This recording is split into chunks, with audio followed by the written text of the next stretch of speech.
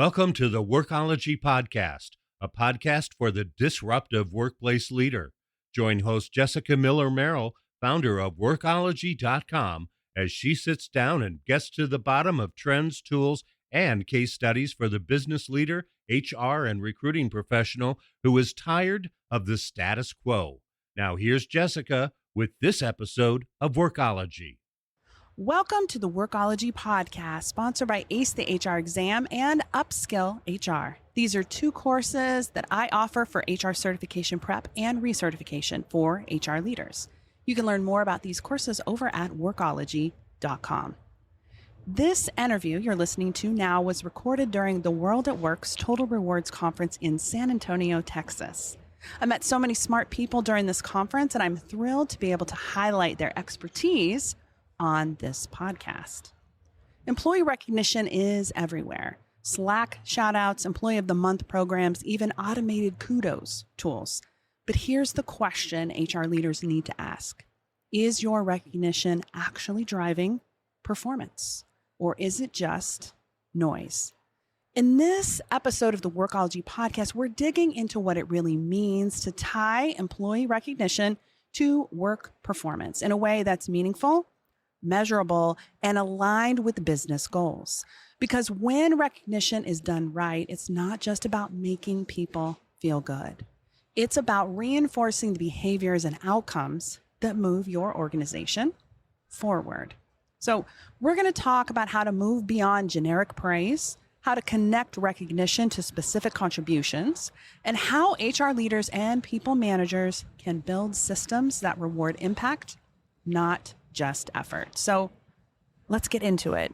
But before we do, I want to hear from you. Please comment podcast on the pin post over on our Instagram account. It's at Workology Blog. You can ask questions, leave comments, and make suggestions for future guests. We want to hear from you. Today's guest is Dami Akinduro, Head of Global Benefits, Wellbeing, and Recognition at Equinix, where she leads enterprise-wide strategies that connect employee experience with business performance across a global workforce.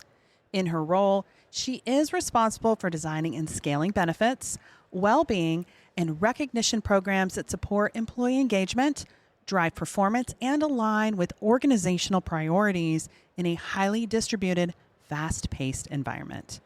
Dami brings deep expertise in total rewards and global HR strategy, with leadership experience spanning multiple regions and complex markets. Prior to joining Equinix, she held senior total rewards roles at Barry Callebaut and Nestle, where she led compensation and benefit strategies across Africa and the Asia-Pacific region, supporting employees and operations in more than 60 countries. Earlier in her career, she worked at KPMG, advising organizations on compensation, benefits, and HR strategy. She holds an MBA from the University of Cumbria and a degree in biochemistry from the Federal University of Technology at Akaru. At Total Rewards, Dami presented a session entitled Recognition that Drives Performance, Belonging, and Retention in the Future Workplace. And that's why I wanted to sit down with her for this topic today. Dami, welcome to the Workology Podcast. Hi, thank you for having me. Of course. Isn't it so funny when you get to listen to the bio and it's like, is this me? Yeah, I'm like, not bad. Not bad at all. You've talked about the evolution of employee recognition from tenure-based awards to value-driven programs. Can you talk about what's driving the shift and why it matters for performance today? Absolutely. So there are two things that come to mind readily. The first is that there are different work models right now. You know, you have hybrid workers, you have fully remote employees, and you have people who, spend all their days in the office, right? So it's quite important to have plans that actually cut across the different, employee sets that you have. So now that we have people that are not always in office, what you find is that some people do stuff, but they're not seen by the larger employee group. So it's important that as things are shifting, we're having these different models in place that we're also adapting our plans as well. The other thing is that recognition has actually moved beyond the traditional plans where people have been recognized based on tenure, right? Now we're trying to implement something that embeds the right behaviors, that drives performance. So these two things are actually driving that shift, in what we see today, compared to where we want to be. Well, thank you for all that. And I think everybody listening right now is like, yes, I'm experiencing this right now. I've got people who are working in different ways across different time zones, in the office, hybrid, all the things. A lot of organizations are still treating recognition, though, separate from performance management. Yeah. What does it look like when those two are truly connected in a meaningful way? Mm-hmm. You see, that's where the magic really happens, and like I said, in the past, we've had traditional plans where people are recognizing people based on tenure, but now we want something more. We want it to be more than that. We want to recognize people for adding value, to the business. So when you connect both of them, you actually find that people are motivated to do more. I've once been a beneficiary of an award where, it was a KPMG 2014 Innovation Award at the time. And I won the award then for building a model for them. But what's most important for me is the experience that left with me, because subsequently I was looking for multiple opportunities to be able to do something else. I had already achieved through recognition a certain level of quality that was ascribed to my deliverable. So I wanted to do more. And that's what we're talking about, that you need to link recognition and performance so that people can actually do more for the business and for themselves as well. I mean, that makes sense, right? You're doing a great job. Somebody gives you a shout out. Yes. Further development might happen, yes. And then more opportunities, exactly. Training, development to grow at the company versus moving on to another organization. Yes. There is a growing role in artificial intelligence in recognition programs, and we've seen a few here already. Yes. How can AI help HR leaders better connect recognition to measurable performance outcomes? Yeah, I can already think about many different ways. I'll start with personalization. What I've found with recognition is that different people come from different backgrounds. They have different cultural orientations. So what makes sense for employee A may not make sense at all for employee B, or how they're motivated may be very different. So you can actually deploy AI there to take a note of what their preferences are, so that when a line manager wants to recognize an employee, they already understand what those preferences are, and you can actually deploy AI in curating something for them that appeals to them. If they belong to, they're from cultural backgrounds that think, no, you shouldn't pay me for doing a good job, that's also okay, because then there's a mix of the monetary recognition piece and the non-monetary. So AI, it's smart, right? It's advising you. I was also in a session today on recognition where somebody had asked a question, and the question was, they have this plan, right? But people are actually not going in the platform to recognize people. AI can actually generate prompts for you and say, hey, this person has registered that they have completed this in the platform, and then this is what they have done. It can generate those prompts for line managers. It can also help write the things or guide, the things that people want to write, so they don't think, oh, how do I recognize this person, or what do I start to put together? So there are many ways we can actually deploy AI there to help us through and drive engagement. I love these ideas, and it starts with, I think, a lot of education and training in the moment. Yes. Because if you have an employee from another culture or another country, they might not want to be publicly praised. Yes. And so AI could just send out a gentle nudge like, hey, manager, this is the best way to approach this person. And I love that, because as an HR person, we tend to get the bad side of the workplace. And so somebody comes in and they're upset because their culture wasn't respected, or they didn't feel like they needed recognition this way. So perhaps that could help reduce some of our workload in HR. And then maybe that one moment that might be the beginning of the end for that person, you know, that turning point. Absolutely. And another thing to think about is it can also help us with reporting and, you know, sharing data, analytics, you know, who has been recognized in the past 6 months? What have they been recognized for? Are there things that should be brought to the attention of senior leadership teams, you know, as an example, or where people are not actually, you know, using something or doing it?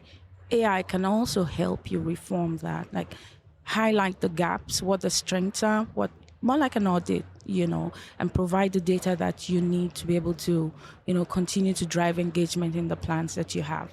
I like that. So a lot of new employees get a lot of recognition, right? They have a lot of milestones, but maybe your more senior tenured employees aren't getting the same levels or they aren't being recognized at all. So AI can maybe just kind of flag like, hey, you might want to spend some more time talking to your more senior folks and just saying thanks.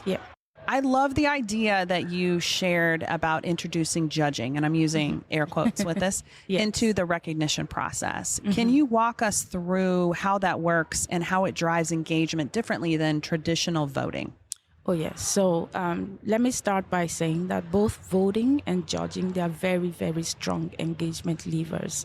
Now, what we have today is that some plans actually enable judging in a way that is very traditional, where people have, you know, submit their entries, what they have done, and a number of persons, maybe like functional experts, judge those entries and they decide who the winner is. That's the traditional way to do it. However, what I'm bringing to the table is a different way to think about voting and judging. Voting in the sense that you want people to be able to make or submit entries on the great things they have done, but rather than limit the judging to a number of persons per function, maybe we think about a way that people can actually self-nominate for judging every year. You know, it's, you know, the portal is now open. You now have access, you know, if you're interested in judging. Now, what that does is that you're using a combination of levers to drive engagement, because an employee would either be submitting an entry, or they're judging, or they're voting. You know, so both of them are very strong levers.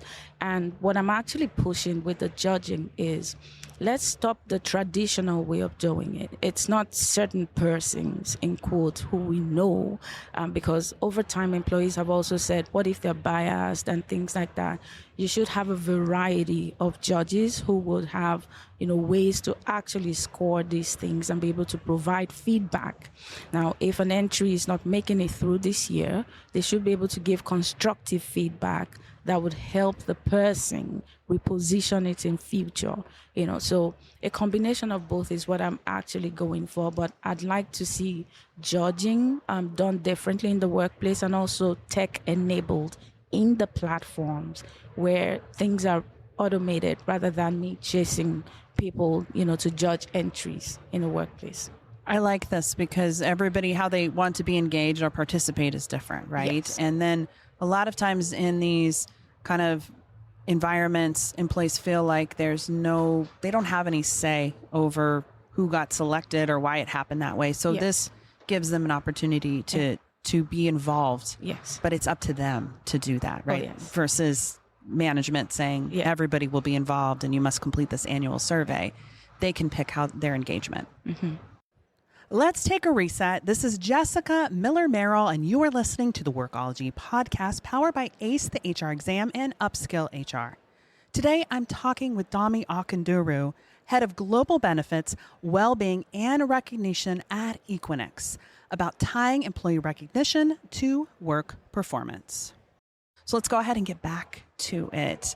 How do you ensure, Dani, programs don't just reward visibility or popularity, but actually reinforce the behaviors and results that matter most? That is a very important question, because you don't want popularity votes, right, in the workplace where, you know, a person is known and because of that they're getting recognized. I think it starts by being very clear on what the criteria should be. You know, what makes a very good submission? why are we recognizing? It's important to make those things clear and set the guidelines, because if we're not clear, then people will keep wondering why. So for me, it starts with setting the guidelines. What makes a great submission? What was achieved? I get that you have done this, but how has that impacted the business? Is there focus on impact and outcome rather than popularity? So it's a good blend of both that we're putting forward to be sure that people are not just getting nominated or winning awards because they know people, but more like tied to the business outcome. And that starts with providing very clear guidelines on what you want to achieve as a company. I love that, and very specific guidelines. Yes. Where they can provide context about how they help support the organization from a business perspective. Absolutely. Instead of this person is the most well-liked, and so therefore they're going to win because everybody enjoys them. Yes. From a global perspective, what are some of the biggest challenges in creating a recognition strategy that resonates across not only different regions, but cultures and compliance environments? Yes, I think you already mentioned two of it in the question, because the first is the cultural barrier. Like, different cultures appreciate things different way. They show appreciation differently. So understanding the different cultural nuances across the regions, especially if you're in a global role and you want to deploy this on at a global scale, that's very important to understand the different cultures, what makes sense to them. Because at the end of the day, whatever it is you want to deliver to them must be of value. If it's not of value, the uptake is already zero from start, for that particular sector. So the cultural nuances, that's important.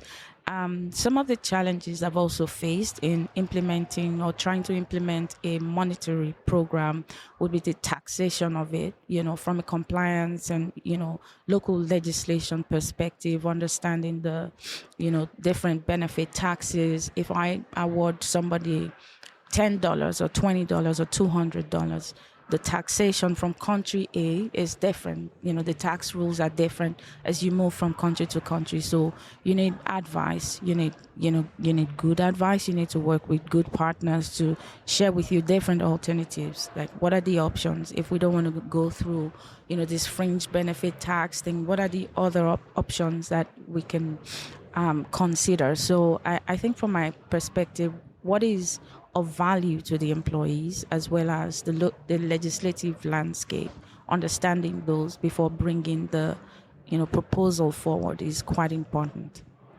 All of those things take time. Oh, yes. Right? And I think that's sometimes the biggest challenge that we have as HR leaders is the preparation involved before we present something to maybe leadership with your best recommendations. Oh, yes. So I would love CEOs, if you're listening, to take that into consideration, because when you're doing a thorough analysis and research before presenting, like, you're trying to look at the bigger picture. And I think that doesn't happen often enough.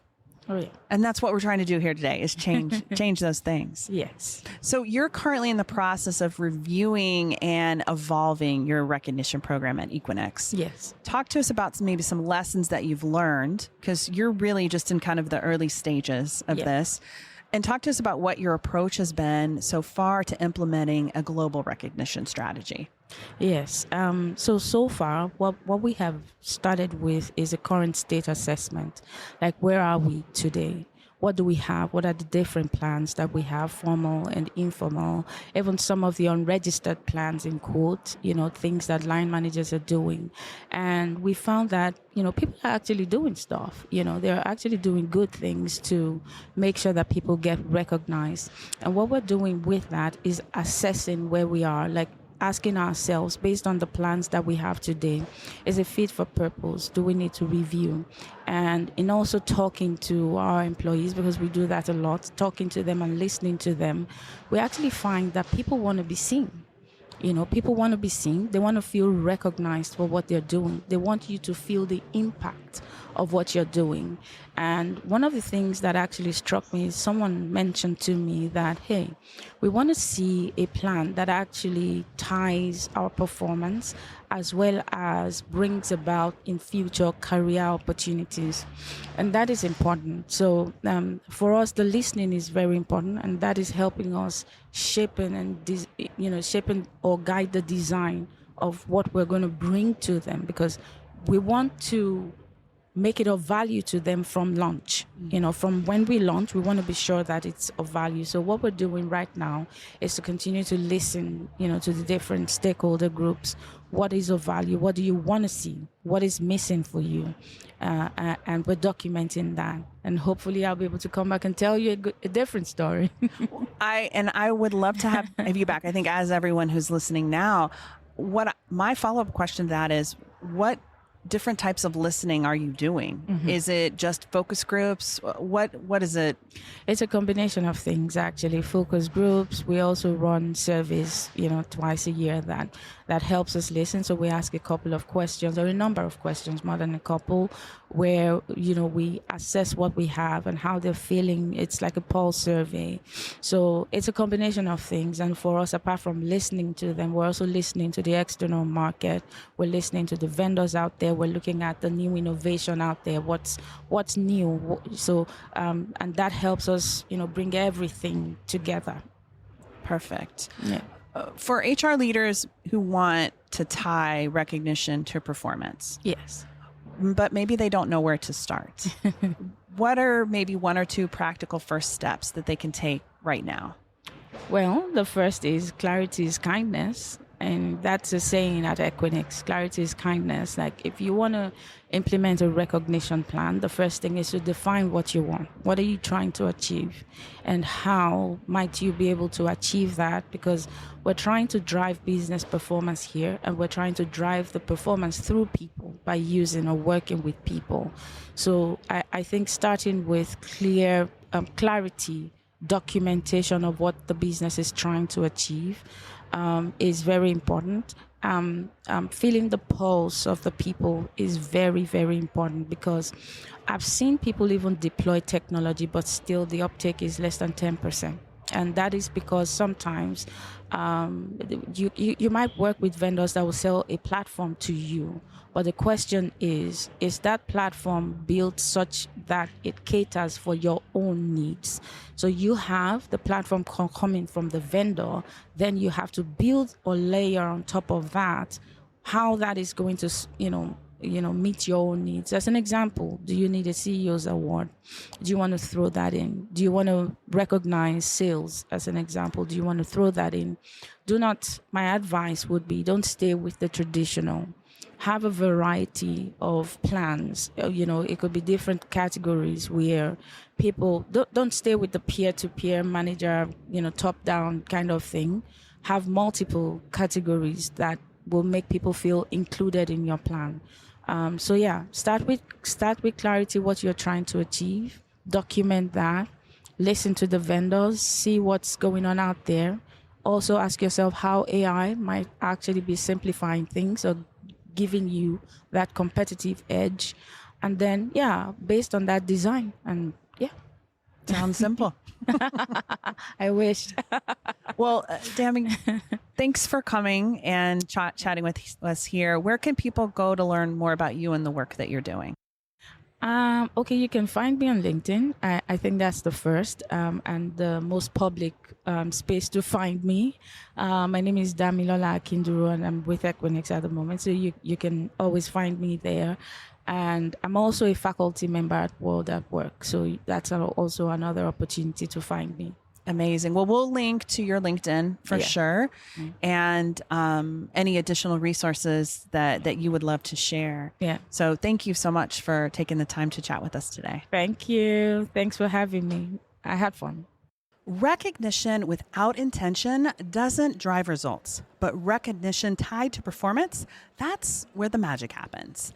As HR leaders, we have the opportunity to reshape how organizations think about appreciation, not as a standalone initiative, but as a strategic tool that reinforces what success looks like. When employees understand exactly what they're being recognized for, they're more likely to repeat those behaviors.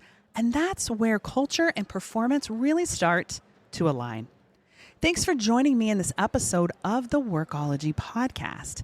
If you found this conversation helpful, be sure to subscribe, share it with your team, and keep the conversation going. And as always, you can find more resources, courses, and tools to support your HR journey at Workology.com. Until next time, keep leading with purpose, and don't forget to recognize what matters most. Again, thank you for joining the Workology Podcast, sponsored by ACE the HR Exam and Upskill HR. Workology offers learning for HR certification, recertification, and manager training.